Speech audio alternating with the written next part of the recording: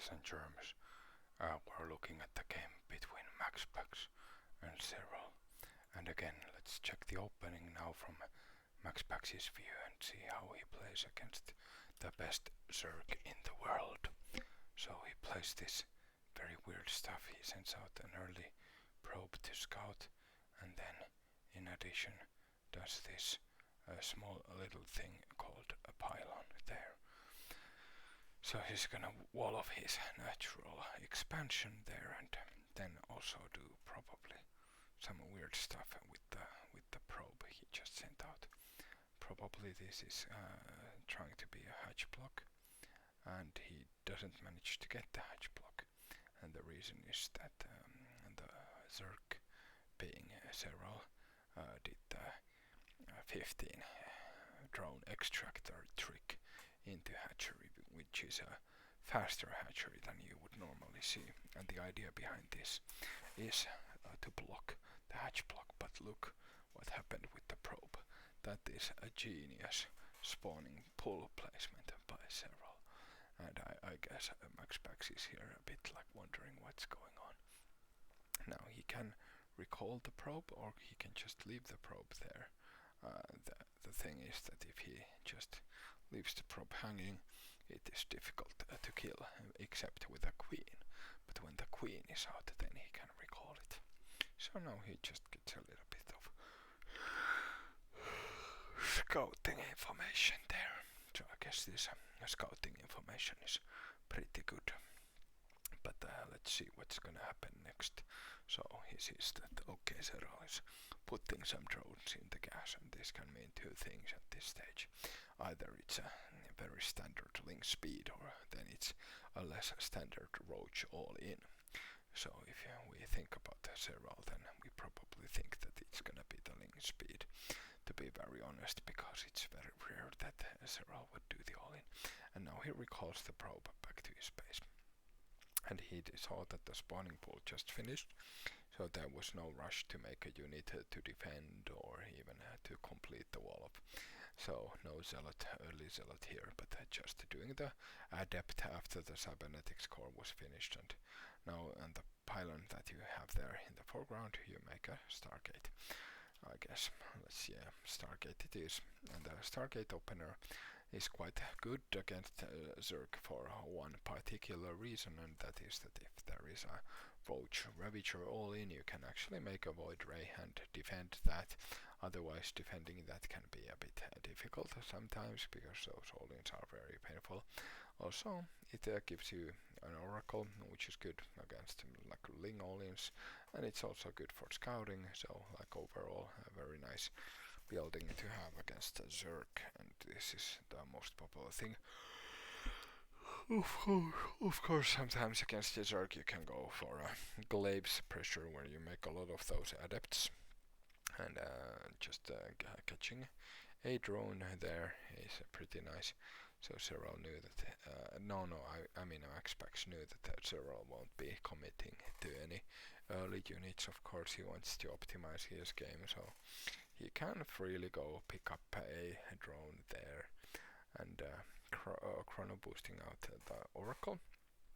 And this is what MaxPax typically does against Zerg. He makes actually 3 oracles and quite an early third. I mean, as you see, it's 4 minutes mark now, and the fourth goes down right away.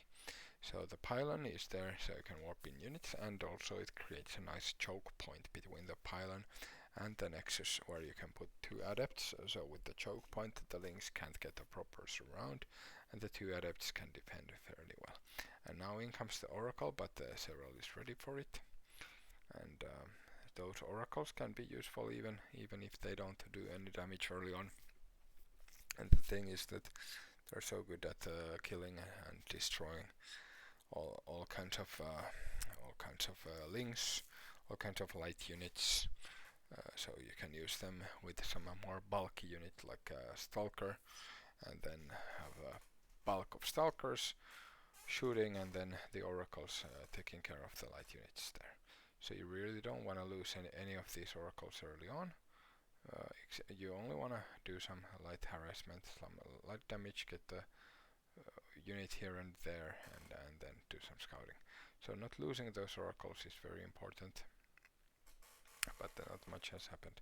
And now Serral, MaxPax surprisingly is going for glaives, and the glaives is an upgrade for the what do you call it?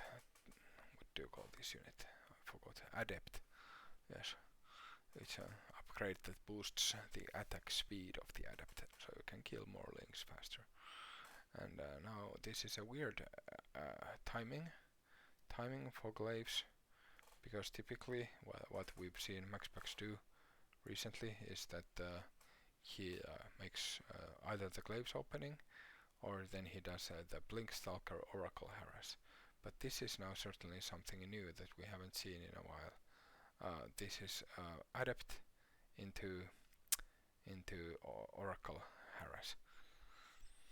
And Serral should be making units soon, because this is gonna hit him, and this is gonna hit him fairly hard.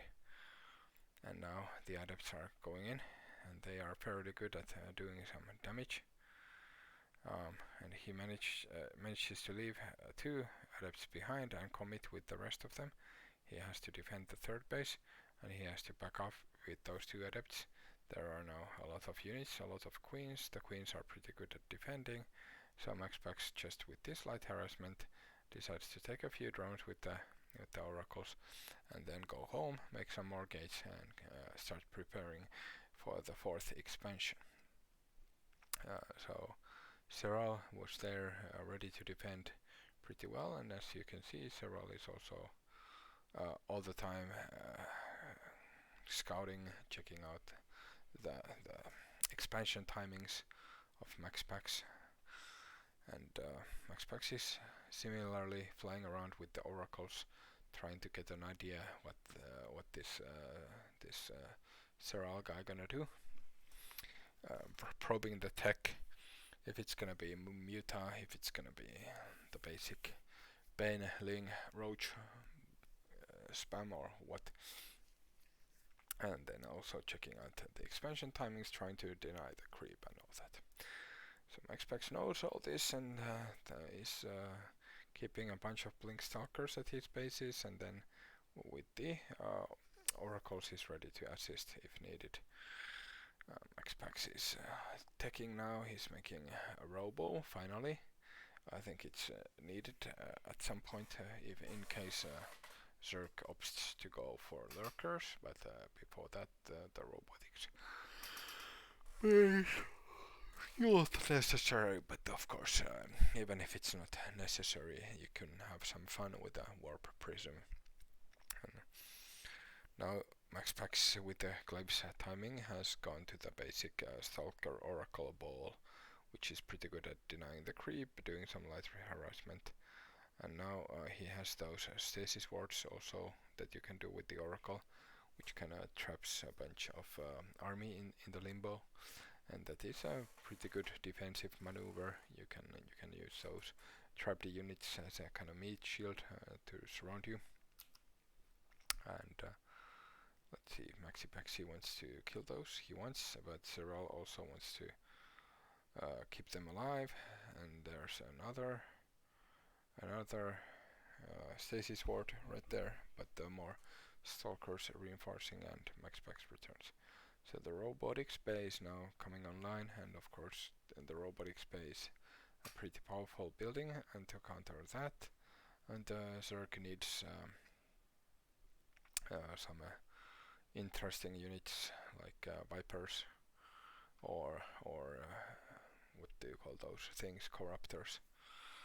And constant harassment from Serral, and constant harassment from MaxPax, and constant defense from Serral.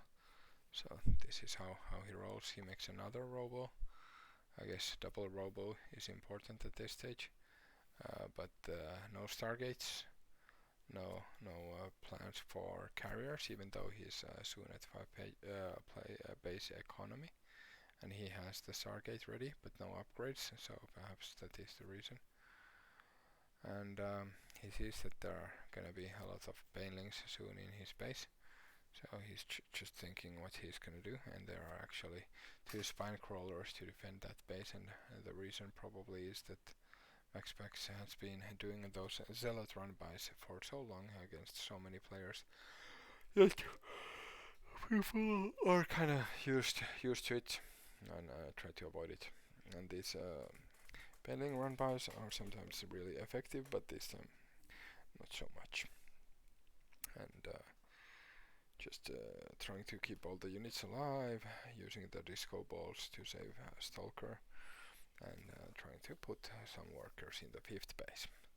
If we look at the worker count, it's pretty good for both players, like 87-83, so this has been mostly macro up until this stage. Both people have been just not committing too hard, going for the late game, and now they're sitting at high drone counts. So these kind of counts are meant for spam.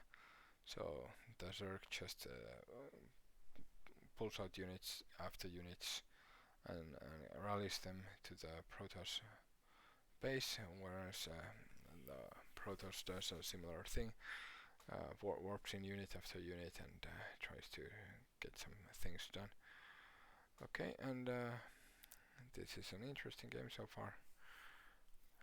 Serral is getting up kind of a bank here.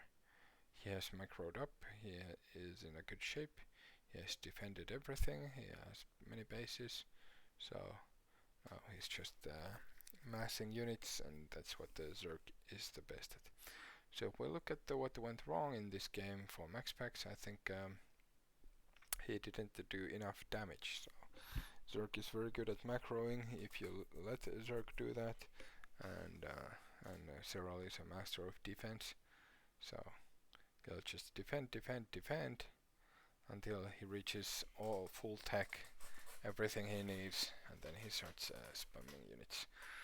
So to counter this, the Protoss needs damage, and I think perhaps here when MaxPax went for a quite economic route and only light harassment, Serral was prepared to defend that light harassment, and now we're in a situation where the Banes are just rolling in, and when this happens, it's usually GG for the Protoss.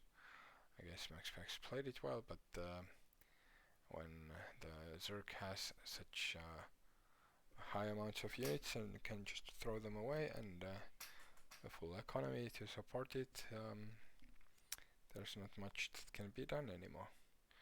So the Banelings are actually super good, and I don't know if they can be countered with force fields or anything in this matchup, but we can watch this game till the end, but at this point it doesn't look good. But you could see how MaxPax plays. He didn't have to make a lot of units because he was scouting that the Zerg isn't making a lot of units. The Zerg was just focusing on getting as many drones out as possible for as long as possible to get to the economic point where he wanted to be, and then that was it. So GG.